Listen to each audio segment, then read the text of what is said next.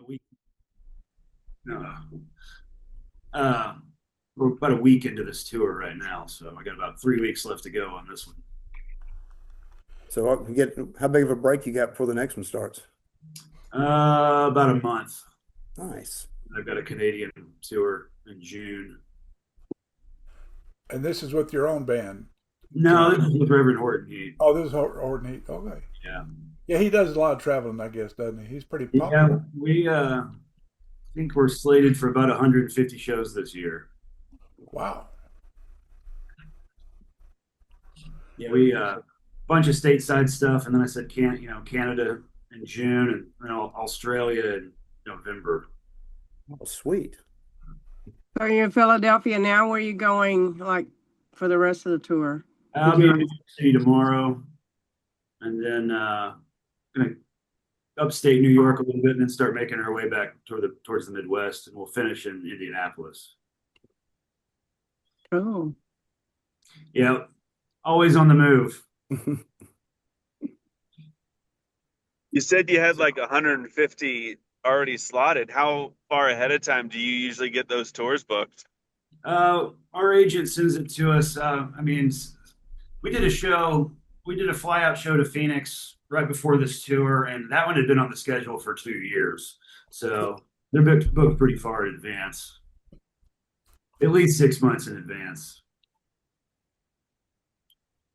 So it's handy to have the agent to deal with that for me. Because So do you I just wouldn't want write to on the road? do what? Do you write on the road? Yeah, so a lot of times in the hotel room, like I was saying, I carry this little Pelican case with my interface and microphones and stuff, and I keep a guitar with me. And so I get into the hotel room at night or on a day off, and I'll open up the program and just kind of mess around, and I come up with some stuff, but it's hard for me to get back to it to hash it out until I get back home because I don't have just a whole lot of time out here. But I try to write as much as I can. well, But sorry if I missed it, but you said you started playing guitar when you were 12. When did you start playing drums? about 6 months later, Oh, yeah. So about 30 years on both of them. oh wow. What encouraged you to sing? Out of necessity, really. I mean, I've got a real gravelly voice, and I wouldn't say that I still know how to sing. I knew that I wanted to be a songwriter, and I didn't really particularly want to write songs for other people. So it was just kind of out of necessity, really. But I've somehow made it work. Can you sing and play drums? Yeah, but I don't do that very often. We do a song on that I co-wrote on the new Horton Heat record, and Rev actually plays drums and sings on that one, and I come up front and play guitar on that one. So it's Oh, kind of wow. yeah. So that one will be on the new record. Well, I met his bass player years ago, stand-up bass player. I don't know if it's the same guy, but it was at Trees, and he had a picture of his little baby girl, I think, the back of his, twirl it around and show the picture of his kid that was plastered on the back of his bass. Oh, that's awesome. But Yeah, Jimbo's been in the band for 36 years now. okay, yeah, that was him. That's awesome. He's in the room next to me right now. So is it That just a four-piece band, Horton Heat? Is it just four pieces? It's three pieces. Oh, three. Just three. Yeah, it's just the three of us. Hey, back in the early or mid '80s, I guess I heard of Reverend Heat. I was really into Christian music, and I thought, man, I'm going to hear some more Christian music. I said, no, this isn't quite exactly what I think it is, but it was pretty darn good, man. That's funny. What time does your show start tonight? Well, we go on at 9:45 my time. I'm on Eastern time right now. So I've got about 2 hours. But the opening band goes on here in about 15 minutes. Oh, yeah. It's a all Texas tour out here right now. I don't know if y'all are familiar with Black Joe Lewis. If you've ever heard his music, it's awesome. He's from Austin. It's very soulful. kind of soul rock, and then the band from San Antonio called Pinata Protest is the opener, and they're like I said, from San Antonio. They're a kind of Hispanic punk band. They're super fun. It's fun to get to see all these different bands on tour, and kind of take in their songs and stuff, and I kind of you hear them every night, so you kind of find yourself going, oh man, that was pretty cool that you went to whatever there in the chorus, or kind of watching other people's song structure and their how they put stuff together. It's kind of cool to see that many different songs every night. So you come back from tour inspired on writing? Yeah, and it's good when I can get in the room with my guys too, because we don't get to play together very often. So maybe they'll come in with a riff or something, and I'll have something that kind of works with it, and then we'll kind of work on it together. So that's always fun to co-write like that. But for the majority of it, it's me going, here's the song, and by the way, here's a demo with all the instruments already on it. What's the name of the song that you helped co-wrote for the new album? It's called Gravel Farmer. Gravel Farmer. Yeah, Is it about a gravel farmer? Well, so to speak. Yeah, it's about kind of getting super drunk and falling down outside of a bar and playing your face in gravel. It's what the song is about. Nice. Jimbo had the song title, and we co-wrote it together. That's great. It's funny. It's a kind of a tongue-in-cheek funny song. That fits his style. Oh yeah, it's fun. Kind of catches the crowd off guard when we switch instruments. Yeah, I'll bet. So you said that's the only song you switch instruments on? Yeah, that's the only one we do that on. So I'll play drums the rest of the show. So you do that kind of early on? No, it's in the encore. Oh, So, yeah, it's the first song of the encore. We do that. So it's fun. so do you have a musical family? Or Not really. I'm really the only player in my family. My mom's side of the family is from Eastern Kentucky, and so there's definitely music in my blood on that side of the family, but nobody that I really knew, and not in my direct family. And then later, I guess when I was in my 20s, I guess my parents built a kind of a house venue in their backyard, and so it was there in Greenville, Texas, and so I kind of got turned on to a lot of the people that they had coming out there, like Jack Ingram and Slade Cleaves, Ray Wylie Hubbard, people like that, where they were booking shows for, and so that kind of turned me on to the whole Americana world. That's how I kind of got into that. well, the Dallas Songwriters Association has a Hall of Fame program, and this year Ray Wylie Hubbard is on our list of inductees. I love that. Yeah. We were talking about you at practice because Thomas and I and Tom Gillis and Thomas and I, we backed the Rising Stars. So the young people come in and sing the songs that made the inductees famous. And we were talking about you on Redneck Mother coming and playing harmonica. Oh. But you're on tour and everything, so. I missed out on all the good stuff. Oh, you're doing some pretty good stuff. That would have been fun. I would have loved to have done that. Yeah. Well, Morgan's always putting you up for something. Well, let me know. I'm always down if I'm at home. Cool. Hey, how do you like the Luna DAW? I love it. It's a Pro Tools killer. Yeah.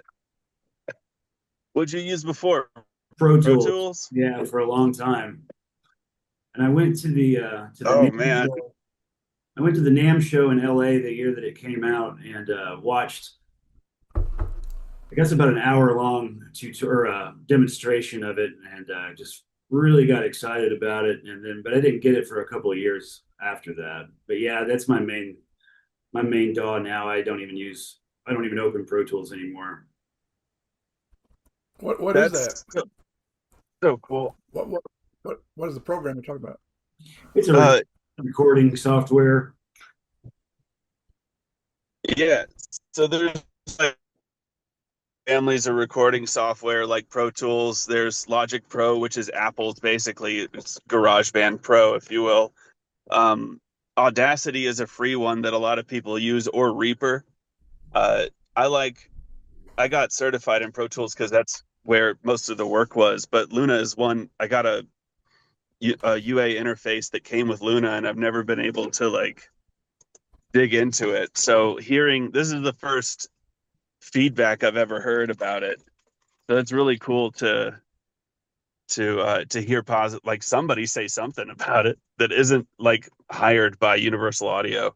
Right. Yeah. No, it's great. And I mean the plugins that you can get natively now. I mean, you don't have to have UA hardware to run any of that anymore. And you can get, I mean, for a couple $100, you get the whole suite of plugins that'll get you really passable stuff just at home. You know what I mean? So it's been a kind of a game changer. You can actually download. There is a free version of Luna as well, and then you can kind of mess with it and see if you like it. And then it's only, I think, $200 for the pro version, so it's not a bad deal. And just so you know, they didn't pay me to say that.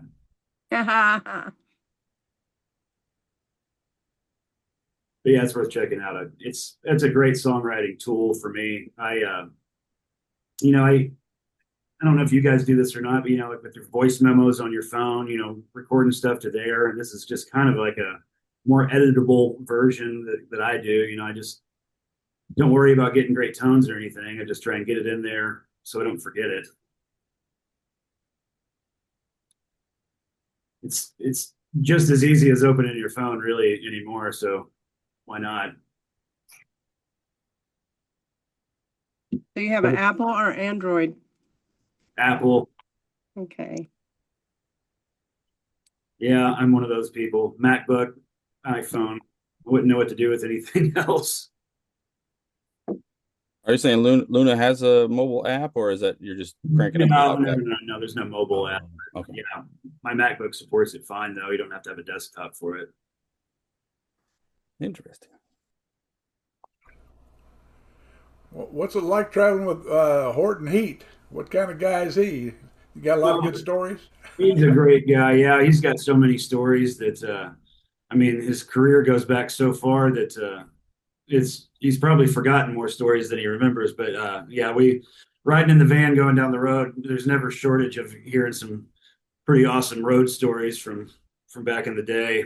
Some kind of unbelievable stuff sometimes that probably the names need to be changed to protect the guilty, but it's a good time.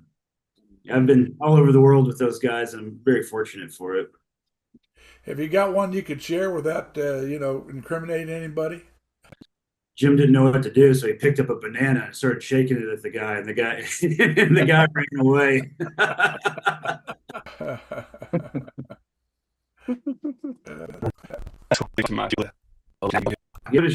Studio since Fender bought it. Oh yeah, it's not Studio One anymore.